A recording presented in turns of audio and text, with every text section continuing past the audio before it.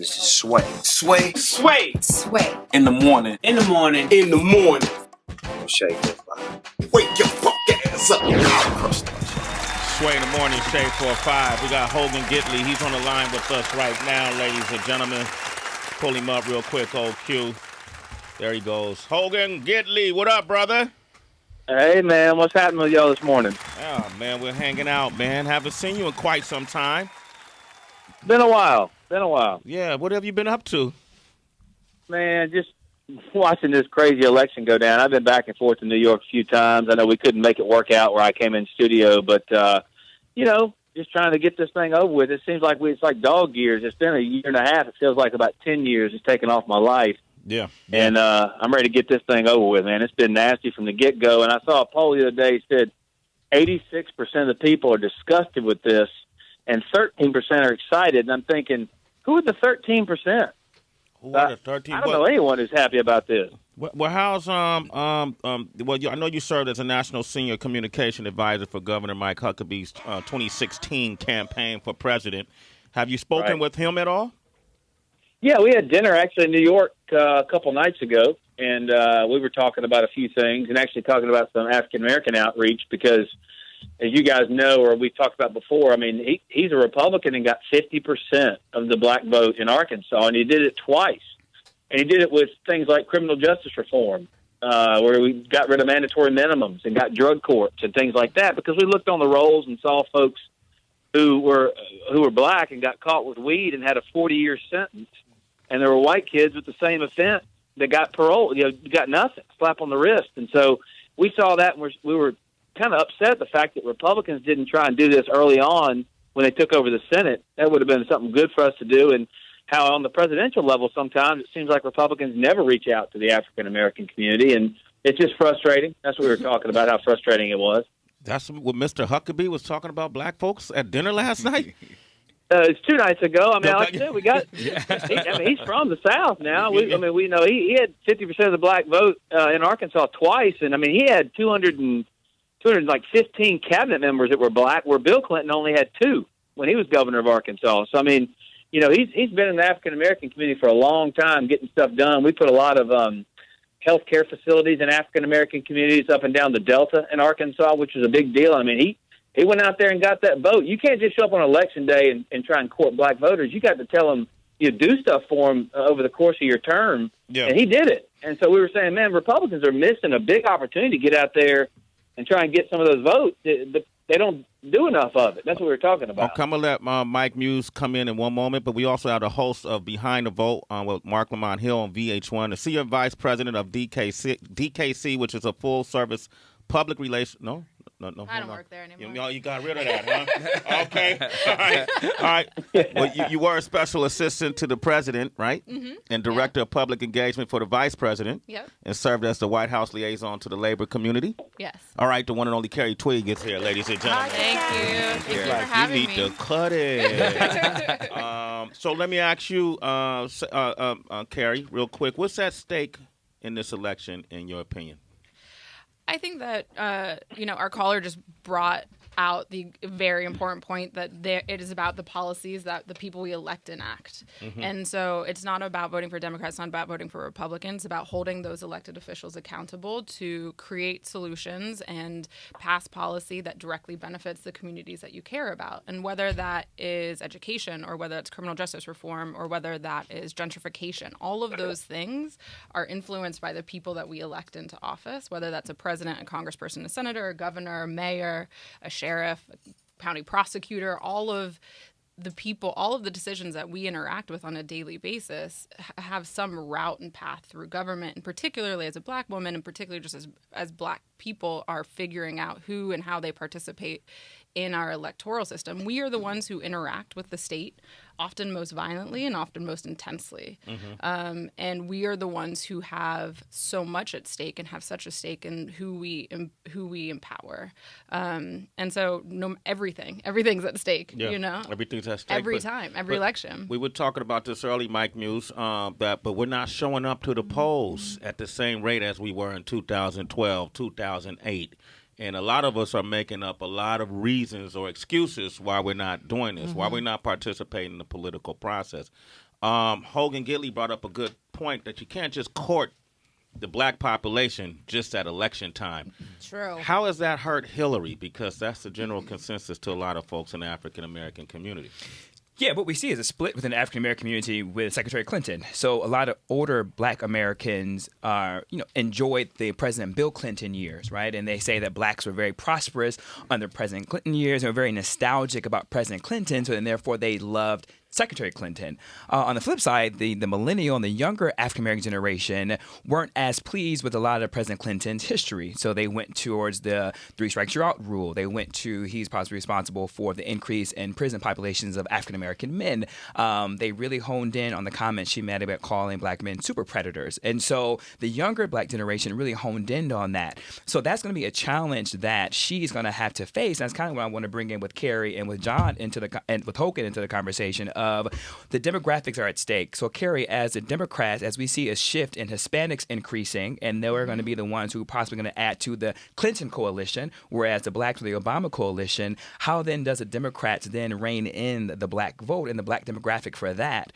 And then to Hogan, what I'm curious to you about in terms of Republicans, the day after, what does your party look like? Do you have the Tea Party? Do you have the Trump Republicans? You have conservatives? You have evangelicals? But then you guys also knew back in 2012, in order to win 2016, that you needed the black and Hispanic. So I want to see, what does that look like for you? So let's start with Carrie. All right. Okay, I think that's a huge point. Young black voters, young millennials, people under the age of 35 have been really reticent, and we live in a moment where we're seeing social activism kind of undergo awakening, and it's being led by young people. Young people created Black Lives Matter. Young people are the ones who are out in the streets who are trying to push forward this progressive change that we care about. And I think you saw Hillary Clinton attempt to address that and attempt to get there. We've heard her repeatedly say Black Lives Matter. Her opening campaign speech was about the need for criminal justice reform and racial reconciliation in this country. She has more black women working on her campaign than any campaign I've ever worked on. I worked on both the president's campaigns, and there were tons of black people. But I think you're right. Democrats have to get very serious about, not just in presidential years, but across the board, being actively opposed to the voter suppression that we see happening across this country, what's happening in North Carolina and what's happened in Pennsylvania. Speak on that. What have we seen lately, though? Republicans say that it is a non-partisan issue. I don't know how much I buy that, but there is a full contraction of the times that are in accessibility of voting, whether that's instituting a voter ID requirement that you have to show a driver's license, whereas 25% of black voters in some of these southern rural states don't have driver's licenses or don't have the required documents in order to go get one. If you were born 70 years ago, you may not have a birth certificate. You may not have any of these documents that you would need. So requiring that you show ID, shortening the windows in which you can early vote, whether that's eliminating early vote on Sunday. Everyone knows we all in church, we go and vote afterwards. That's a huge mobilization that happens in the black community. And so when you see states intentionally choose to not have voting on Sunday, that is a direct attack on black community's ability to vote en masse. Shortening the days or the hours, right? Depending on the demographics of a city or a state, you may work on shifts. You may have to worry about childcare or transportation that prevents you from being able to vote between 7 a.m. and 5 p.m. or 7 a.m. and 6, right? And so if you shorten hours, if you decrease the number of days in which you can vote, if you eliminate Sunday or weekend voting, that's all time after time, election after election, and all the data and research suggests that is a direct attack to eliminate the ability for not just black and brown people, but just working class people in general who tend to skew Democratic to vote. In my home state of Ohio, they eliminated an entire week of early voting. And that has led to a situation like we saw yesterday. Yeah. And that led to a situation like we saw yesterday where 4,000 people were in line in Cincinnati. Yeah. And that they don't want. Yeah. And how many people have 4 hours or however long wait in line? After the second hour, you're out of I do. Yeah. But like if you're working on a shift, if you got to pick up your kid, if you have to get to class, it's very narrow. And so the Democratic Party has to get really serious about that. It has to get very serious about meaningful investment in Black activism and supporting Black Lives Matter and supporting economic justice and environmental justice. It has to get serious about mass incarceration and decriminalizing being Black in this country. And they're not always there. And I think we've seen Hillary Clinton become that candidate, but she's not the only person in the party. She's not the only person setting rules, right? Yeah, absolutely. Well, with that, Carrie, you broke down what the Democrats need to do. Hogan, I'm curious to come back to you now in the sense of what is at stake for the Republican Party come tomorrow when you have like this broken fractions and factions of the Republican Party. One, how do you pull that together? But then if you know that Hispanics are increasing and leaning Democrat, and you know that Black vote is traditionally Democrat, where does this even play for Republicans? I think you guys will always have a chance at the state House level, but what about for the national presidential level? How do you guys need to course correct for 2020? Boy, that's a tough question, but a very good one. Look, here's the deal: 60% of the white vote went to George H.W. Bush years and years ago, and he won this country, won the presidency handedly. Mitt Romney also got 60% of the white vote and got trounced. Okay, what that tells me is there is a changing face of the electorate out there, and I think Republicans largely have just either chose to ignore that or refuse to acknowledge that more people, African Americans, Latinos, Asians, are getting involved in the process, and we have done a really poor job of reaching out to those communities and trying to explain why Republican governance would actually help them. Fast forward now to Donald Trump. For all of his bombast and rhetoric, whether you like him, hate him, whatever, he may end up doubling the vote in an African-American community that Mitt Romney got, and could get upwards of 12 to 13% of African-Americans if polls I've seen are correct. If that's the case, that tells me his outreach has been somewhat affected, and the message, quite frankly, you know, I hear and we try to parse and pick apart what each voter demographic really wants, and I think there are so many issues that the African-American community are focused on, as y'all just articulately pointed out, because, I mean, there's so many of them, and you made such a great case for each. But let's be honest, it's not that different what different racial groups want. They want jobs. They want to be able to provide for their families and build a future, so they don't have to struggle to make ends meet. They want to be able to pay for their kids' clothes and kids' food and all that type of stuff, and have health care. I mean, it's not rocket science. If for whatever reason Republicans just haven't done a good job explaining how we can help in those areas, and quite frankly, someone like Donald Trump, although again has had some problems, let's be honest, but he was focused on a job message in some of these areas where jobs are going overseas, and a lot of communities are being crippled by the fact that manufacturing has left. 60,000 manufacturing plants, 5.5 million jobs gone in the last few years. It's a bad situation out there. And to go back to the polling places, like for example, somewhere like North Carolina, Governor McCrory there is taking on the chin for some of the things that they've done at the polling places and the accusation of trying to suppress the African-American vote. But let's two things real quick on the Democrat side. One is, I mean, they have their own autopsy to do, because they got 47% of the vote going to Bernie Sanders. I mean, they are clearly divided almost 50-50 on the Democrat side too. And then also, when you're talking about the voting places, while there may be problems in North Carolina has early voting, albeit shorter than it was. They do have longer hours. They do have early voting, and they have same-day registration. New York, the state of New York, which was Hillary Clinton's state as a senator, they never changed any of that. They have no early voting here. They have no same-day registration here. So it's ironic, but it seems like North Carolina has more liberal voting laws than New York does. So using those types of examples, Republicans need to point out the positivity there, as opposed to being pigeonholed as trying to suppress vote. They need to point out where we have made such great strides in those areas. Okay, that's Hogan Gidley. Carrie, you want to respond to that? Sure. I just want to say that, United States senators don't set individual state election policy. That's up to governors and state legislatures. So even when Hillary Clinton was in the U.S. Senate, she would have no control over how New York would vote. I mean, so how New York's election laws are enforced. So, but that is, you're right. I mean, this is a Democratic state that has a Democratic governor. And so that, Correct. I mean, I hear you, but that's not directly something that we can relate to Hillary Clinton. Okay, this is what I want to do. She can lead that effort, is my point. She's big enough. She's got a big enough bully pulpit. She has enough pull in the community to go forward and say, look, this is something I think we should try and do. And we never heard that. But it comes off like it was her fault that it hasn't been done. No, I wouldn't say that. I wouldn't say that. No, All right. no. But Hogan, okay, we're going to open up the phone line. So give out your social media. Hogan Gitley is on the line. Go ahead. Give out your social media. It's at J Hogan Gidley, both Instagram and Twitter. Don't forget the J. It's J Hogan Gidley. Okay, Carrie, give out your information as well.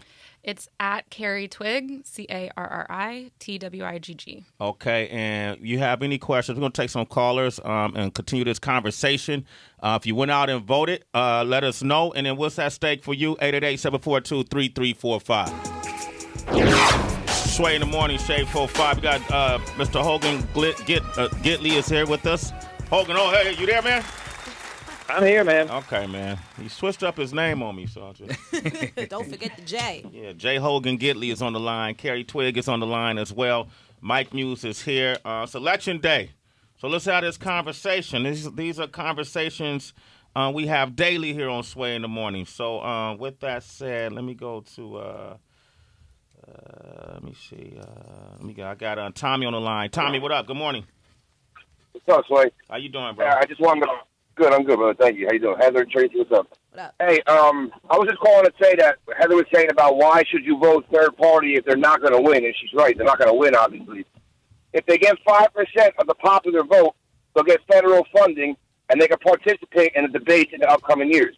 That way we get away from this two-party system, and we can get more selection. Okay. All right. Yeah, Heather just walked in, too. Unfortunately, Tommy, she didn't hear a thing you just said. Oh, man. I'm from Elizabeth, Heather. I'm right next door. What happened to you? Go ahead. Tell her again. I'll tell again. I was just saying, you're right. The third party's not going to win, but the point of voting for them is that if they get 5% of the popular vote, they get federal funding in the next coming elections, and they can participate in the debates. That way we can get away from the two-party system and have more variety. Because let's be honest, they're serving us cold shit and hot shit this year. So if we can get like a third option, we'll be better.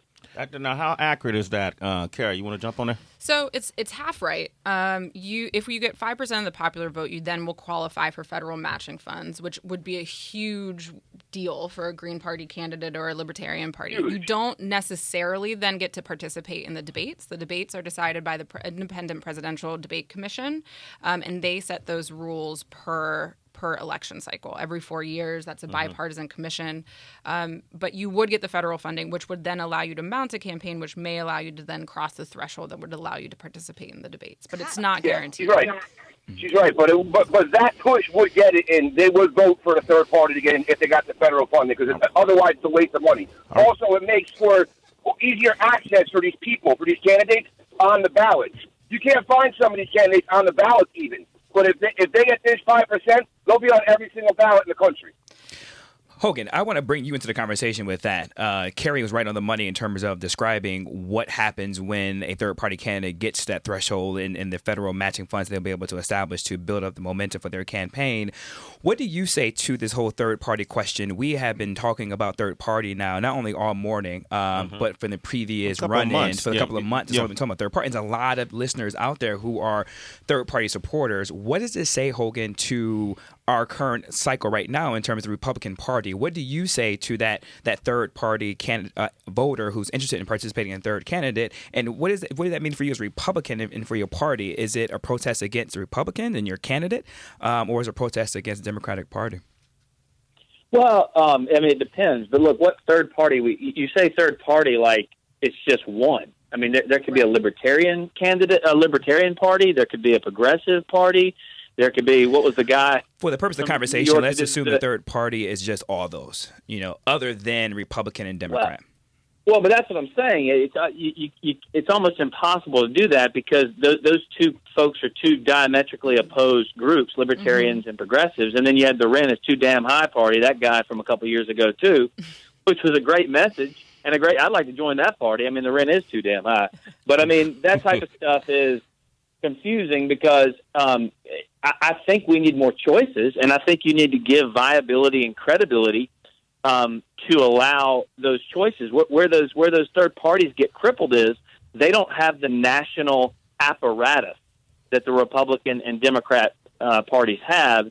So that means when they go to actually get on ballot access in these states, it's so tough legally. I mean, for lawyers to get your name on a state, and every state is different. Some require hundreds of thousands of signatures. Some require a $40,000 fee. It's so difficult to get your name on the ballot, and the only way you can get on once you get on the ballot, the media and everyone else will consider you credible. But that's so tough to do in so many instances. I still don't see, although we're closer than we've ever been, I don't see where a third party is going to be able to emerge to be credible, at least in the next couple of cycles. Okay. Karen, when you look at the battleground states, do you see the third party, the protest vote, the silent vote, do you think that's a factor in this cycle? I do. I think Hogan brought up a really interesting point about Bernie Sanders and where that kind of momentum has gone. I think some of it came home to the Democratic Party, but I think a lot of it didn't. And if I were in leading a third-party candidate, I'm not opposed to third-party candidates. I am a Democrat, but I vote for whatever candidate I think is best. I don't want Jill Stein to be president, but I like the Green Party. I support a lot of their platform, but she is not somebody I would want to be president. I don't think she's qualified. If I were an organizer, an operative in a third party, I would really focus on getting a bigger state win. We've had independent party candidates be governors. Minnesota and many other places. I would focus on a state like Texas and trying to pick up an independent party, Green Party Senate seat and get one of those big wins that allows you to actually kind of build from the bottom up, as opposed to trying for a candidate to get 5% of the national vote in a popular election, which I think is just really, as we've mentioned, all of us, it's extraordinarily difficult. And let me make one point that you just brought up I think is very key here. If you get elected governor of a state as an independent, who do you work with in the legislature? Because the legislature is made up pretty much only of Republicans and Democrats. So the Republicans have no allegiance to you, nor do the Democrats, okay? And you heard a lot of the Democrats saying this about Bernie Sanders because he said he was an independent. So Democrats would say, he's not even a Democrat. Why is he on our ticket? And so for the state level, and you said bottom up, I'd even go further bottom than governor. I'd go at the state legislative level.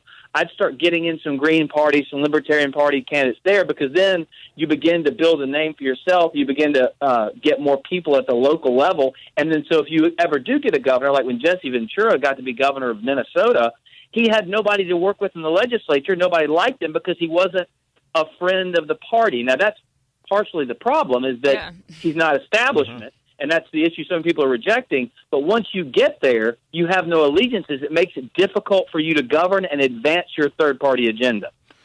We have a question from Larry in Pittsburgh. This is directed towards you, Jay Hogan. Go ahead, Larry. Good morning. Welcome to the show. Thanks, Sway. I appreciate that. Helen B., Tracy G. Hey. Every Republican president since Nixon has presided over a recessive economy. And Republicans constantly push policies that push the wealth to the top and shrink the middle class. That being said, and knowing that Democrats like a large middle class, how is it that you guys can how do you reach out to people like me that know that and would like to see a blossoming middle class when you don't push those kind of policies? That is a great question, Larry. Listen, it is very difficult to make inroads in this manner for various reasons. But, we can argue about the presidential level because Republicans will say only reason Clinton did well in the economy is because he had a Republican Congress. And we were the ones who passed the tax cuts. We were the ones who passed the job-creating bills, that type of deal. But that isn't true, though. Just because I'm getting there. Okay, I'm with you on that. I'm getting there. Hold up, Larry. Hold up, man. Hold up, Larry. That's right. So most of the states that are actually in the black and doing well are are Republican-governed states. They're the ones that have the most job creation. They're the ones whose economies are flourishing the most. Under Barack Obama, for example, the average income for African Americans is down 10%. The median income for the middle class is down 6.5%. There are more people added to the food stamp rolls under this president than the job rolls under this president. The top 5% of wage earners, for all the talk that Democrats do about lifting people up from the bottom, the top 5% of wage earners in this country have all received a pay increase under Barack Obama. The rest of the 95% have received nothing. There's no pay increase for the rest of us. So the top 5 are the ones making the money, and they're the ones benefiting currently under the system. Because regardless, and look, we've talked about this before, and I'll say it again. And forgive me for saying it on this show. I know you can say more on a satellite show than most. Washington D.C. is a strip club. Okay, so whoever's putting down the dollar, the politicians do the dance. Whoever's putting down the dollars. These things don't change whether Republicans are in charge or Democrats in charge because they want to keep their power. And the people who pay their way and keep them in power, they pass the policies that protect the banks, for example, that protect the elite. It doesn't help the lower class folks. That's what Republicans are doing. We've tried on the Democratic side to change that, and Republicans have steadfastly blocked that. And not all the Republican states are in the black. You want to talk about Kansas, you can talk about Indiana. Those are Republican states. Mike Pence's economy is terrible, and so is Sam Brownback. See, you're not being very truthful in what you're saying. And I want to just hop in here about the president's economic record. It is not, if you are making the accusations you're making around the jobs, the median wages are only true if you look at the very start of the economic recession that he did not cause and was not in office when it took place. And so the president has presided over like 26 months of consecutive job growth. We've seen the largest increase in median wages for workers in this country in 30 years. The president has a tremendous economic legacy, and he did everything he could to stave off the bleeding that began in 2007, which is what elected him into office in the first place. We'd had for 8 years of Republican administration. The economy was in the tank. He was elected very much to completely undo the policies of the Bush administration. That was allowing the Bush tax cuts for the highest earners in this country to expire. That was the massive increase on the top wage earners in this country over the 1% earners in this country. The president was the one who had enacted all of those policies, and they have directly resulted in consecutive months of years and years of consecutive month after month job growth and increases in median wages. So But that's like being the skinniest kid at fat camp, okay? It's zero to really, 1 ain't nothing. Well, when you took us to zero to 1 ain't, but going from 0 to 1 ain't nothing. Look, don't get me started on George Bush. I'm not a fan of that dude either. That ain't what he's about. You sound like you wanted to call him something else. Something else. But I don't want to go down that road. But look, I mean, he had his own problems for sure. But the fact is, I hear all the time that the economy is doing better from the folks in New York and the folks in D.C. You go to the layaway line at Walmart. You talk to those folks. They're the ones who can't end up getting a job that is able to afford a regular lifestyle. For heaven's sake. There are 94 million people who've given up looking for jobs in this country. That is horrible because it's not there.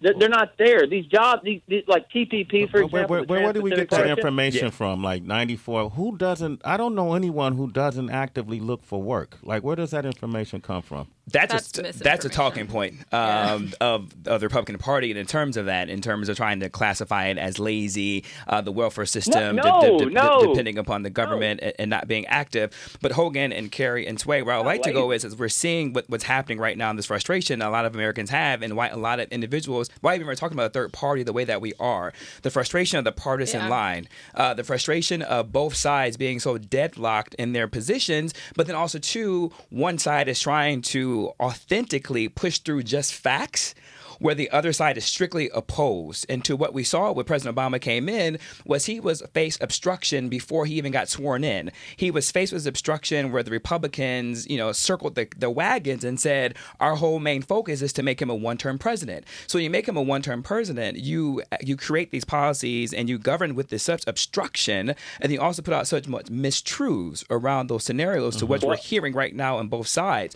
So Hogan, I just want to know, even what we're seeing right now in the case, and a lot of polls and statistics are suggesting that Secretary Clinton will become the next president, and there are some Republicans who have been on record to say that we're going to block her Supreme Court justice nominee. They already are beginning this obstructionist before we begin, which is reason why there are individuals like Trump and Sanders was allowed to come into the forefront because of America has been so displeased by this. So Hogan, the first question is for you with that. Like, do you think the Republican Party has a role in one, obstruction, two, being more lenient with the facts that has led to such third-party conversations and has risen to your nominee becoming an individual like Trump, and also two, that we've seen a credible competitor in Sanders on the Democratic side?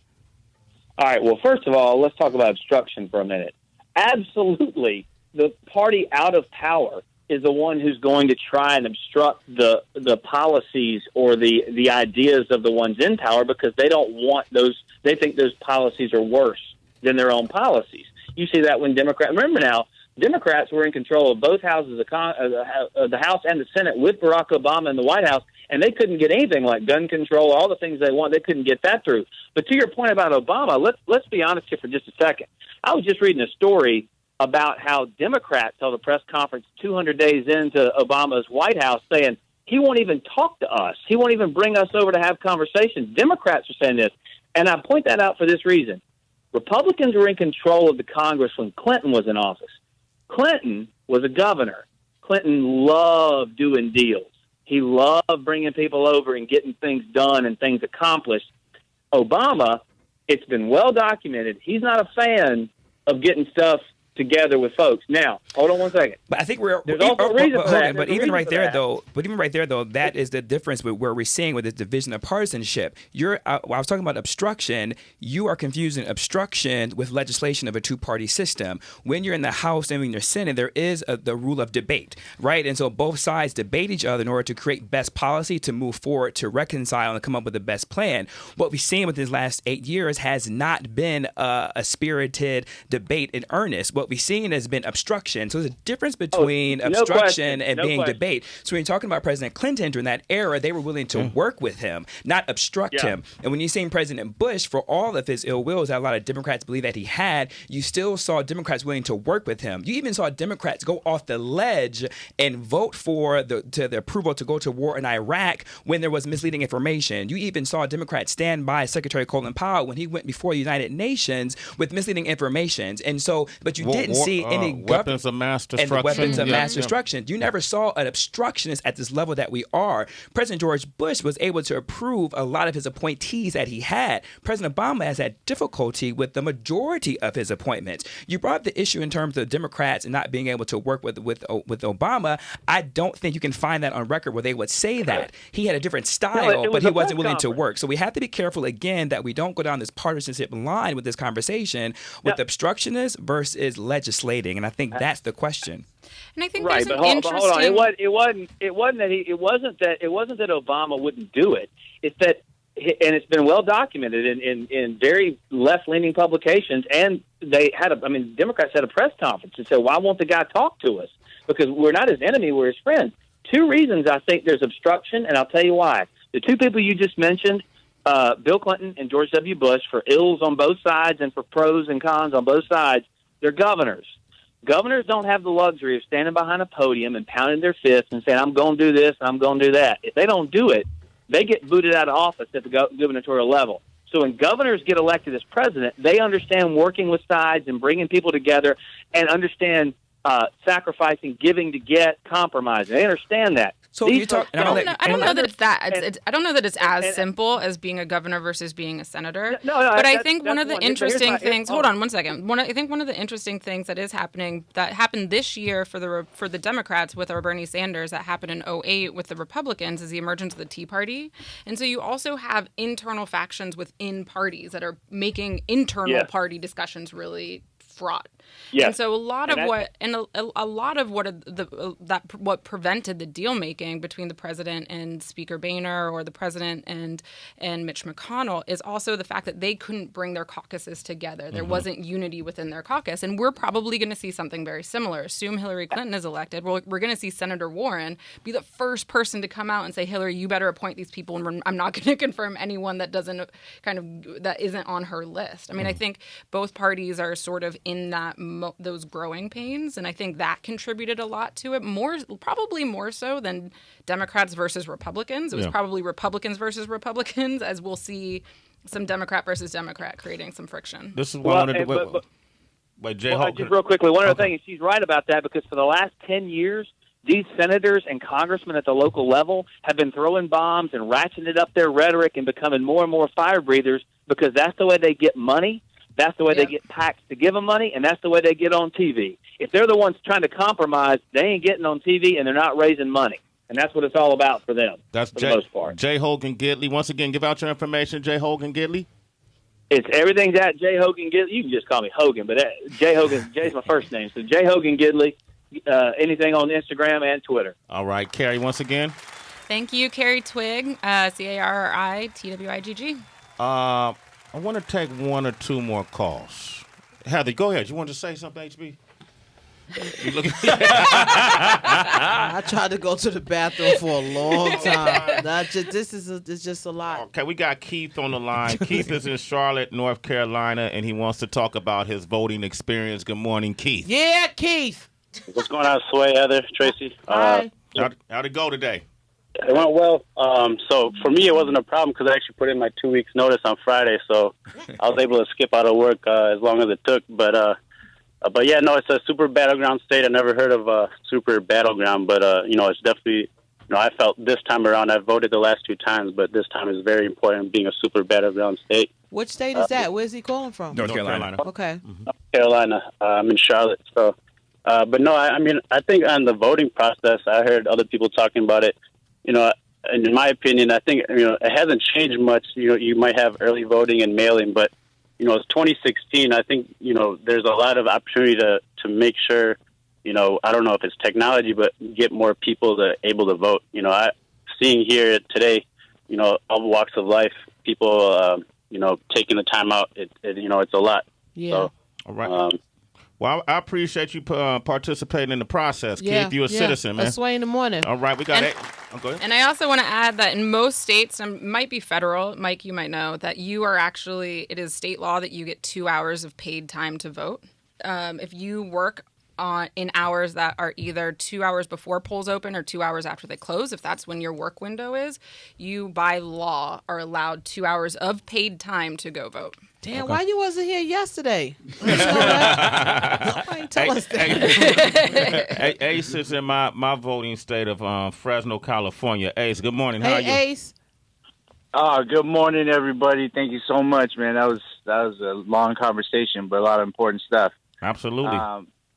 What's going on in California is the legalization of marijuana is up, and people need to understand, the citizens, please, if you're out there and you're hearing me out here in Cali, we need to really take a look at this Prop 64. It is made by special interests. We need to vote no on this way. We need to vote no. Right now, it's going to recriminalize weed. They want to lock people up if you have more than an ounce of weed on you. They want to send anyone under 21 to a mandatory drug program, give them a fine, and in case they get caught smoking weed, it's going to clog up our already clogged up judicial system with just a bunch of bullshit-ass things with weed. I mean, it's already cool the way it is now. Mm-hmm. Now they're going to recriminalize it. They're going to start locking up all our celebrities. What's Snoop Dogg going to do? I mean, I know, guarantee these guys carry more than an ounce on them at all times. That's important. It's medicinal. All bad, man. I have a question with that, though, Ace. I thought Prop 64 was to legalize recreational marijuana in California. It is. It is going to recreational is going to be legal, but it's going to have a lot of limitations, and it actually lets every area, every city or county to opt in or opt out. So in Fresno, they're opting out. It's going to be a dry county. So there's not going to be any dispensaries anywhere. You can smoke it, but there's not going to be anywhere to buy it. And so that's just going to make the black market even flourish even more. But the thing is now when you get caught selling weed to another person and you're not licensed by the state, you're going to have criminal charges brought against you. And right now, your next door neighbor that's selling you your little eighth, well, all of a sudden, it's going to be a lot of trouble for him selling you that weed. So it's not that I'm against legalizing marijuana and regulating it. It's just this proposition is not a good deal. You don't like the way it's written. Interest. Yeah. Uh-huh. No. And then people need to just kind of really look into it. I know it's 16 pages long, but if you get into it, you'll see that it is not a good deal for California. You got to read all the way through, too, because things are hidden in maybe about the, 8th or 9th page. 15th page. 15 page is when all the realness comes in. You guys want to comment on that before we... I mean, I feel like I should give most of the people that I know in California are supporting Proposition 64 for a couple different reasons. And one thing I want to point out that Ace said, I mean, it's currently illegal for you to sell your neighbor weed, even if you have on very good terms with them. So that doesn't actually change. It will continue to be illegal to sell weed to your neighbor if you are not a licensed and registered distributor of marijuana. But so that won't change at all with the passage of 64. What will change is that recreational use up to 28.2 grams will be, if you're 21 and above, will be legal for you to buy, transport, possess, and distribute. And one of the things that I think is incredibly, incredibly important about 64, and this is where I think it was written really well, is that it will go back and retroactively decriminalize and lower from felonies to misdemeanors people who are currently incarcerated for marijuana charges. How far back? I think I actually will have to look that up. I don't want to give misinformation. But it could result in the release of tens of thousands of individuals and have sentences commuted. And that point is incredibly important. Marijuana convictions are the number one driver of mass incarceration in this country, particularly in states like California, and so which we all know disproportionately affect Black and brown communities. And so legalizing marijuana for recreational use is the quickest, surest, fastest way for us to right some of the wrongs that are inherent in our criminal justice system. Hey, Ace, thanks for your call, man. You're a citizen, bro. A sway in the morning. Oh, man, Ace. Ace worried about that. I'm going to end it with this caller. Hey, Melissa's in Washington. Melissa, Hi, Melissa. Hey, what's up, Melissa? Hey, y'all. First of all, I just want to say thank you so much for providing this forum for people to, have these conversations that are, very important. Also, I mean, yeah, that's it. And I really want to stress that it doesn't matter who ultimately becomes our president. What matters is that we change and we change the things that we don't like. So we go to those offices and we write those letters and we stress, this is what we want to happen for our people. Make them accountable. Yeah, exactly. And it's a hard subject. Now, I'm glad that there are so many people that are passionate about it, and I'm so thankful for you to be out there and spreading those vibes and talking to people and making everybody aware. You know what? Thank you, Melissa, and I appreciate you holding on throughout this whole conversation. Melissa, you're a citizen. A sway in the morning. All right. Yeah. Take care. Have a good day, Melissa. Bob in Atlanta, you're a citizen. John in Seattle. Steve in Long Island, you're all citizens. And in closing, I feel like Mike Muse and Carrie need to get a show going. No, it would be dope. That'd be great. This is so much fun. Yeah, we're going to figure this out. Right. Can I actually say one more thing? Yes, absolutely. I think what Melissa said is really important. I think it does matter who we vote for, but also voting is one step in a process of making democracy work for us and making our country work for us. It doesn't stop today. It shouldn't start today. It shouldn't stop today. We do have to hold leaders accountable. We do have to make sure that we are informed about the laws that are happening. We have to protest. We have to boycott, things that companies or institutions that don't represent our best interest. All of it is active and it goes on every single day. And so I think it does matter who we elect, but it's one piece of a much broader puzzle about affecting change. How do you change the mindset? Because what's going to happen, him and I were having this interesting conversation after the presidential election. What are you going to do? Because You know, you guys have made a living talking politics, and you see politics become popular, and then in a couple of months we're not going to be concerned at all. Maybe at the midterm elections, possibly. How do we keep this fresh on people's mind and let them know that it's as important today as it was yesterday, and it will be tomorrow? You know what? I think that's actually an interesting point, Sway. I think what I'm interested in is tomorrow, and I think depending upon how the elections go tonight, whether Trump wins or loses, we're going to be talking about this election for years to come. We're also, too, going to be talking about the outcomes for years to come, and we're going to talk about the policies from years to come. Hillary's going to have, if she is elected as president, she's going to have a difficult time governing within the legislature. If Trump becomes president, he's going to have a difficult time governing within the legislation. Also, too, in terms of the American people and the distrust that the Americans feel for both candidates. Also, too, the distrust that Americans feel for our institutions. We didn't get a chance to talk about the FBI. But these institutions like the Senate, the House of Republicans, was supposed to be these things that we looked up to. It was the standard bearer for what was right for American democracy. The FBI was what was right for American democracy. All those are hanging in the balance as a result of this election. But as a result, you see the spirited callers that call in about third party. People are now actually fired up, and actually are more attuned to what's happening and want to continue having this conversation as we go forward. So I don't think it stops tonight. It'll look different than how we used to talk about the day after. Mike Muse, ladies and gentlemen, give him a round of applause. Carrie, I want to thank you for coming by. Thank you so much. That was great. I had a great time. This is her first time on radio, too. Carrie did great. Yeah, you did a great job. Yeah, you did great. Give out your information one more time. Carrie Twigg, CarriTwigg. Citizens, hit her up. Hit her up. Thanks, daily. y'all. You got any questions? She'll answer those questions. You know Mike Muse. Once again, how can they reach you, Mike? At I am Mike Muse, MUSSAME, Instagram, Snapchat, Twitter, and Facebook. Okay, we got an iconic figure. Straight out of the culture of hip-hop. The one and only RZA from the Wu-Tang Clan is here. He's up next. We'll ask him if he voted. Please and do. what's important to him. 888-742-3345. That's next. You want to talk to RZA, call us. It's Sway in the morning. Only on Shea 45.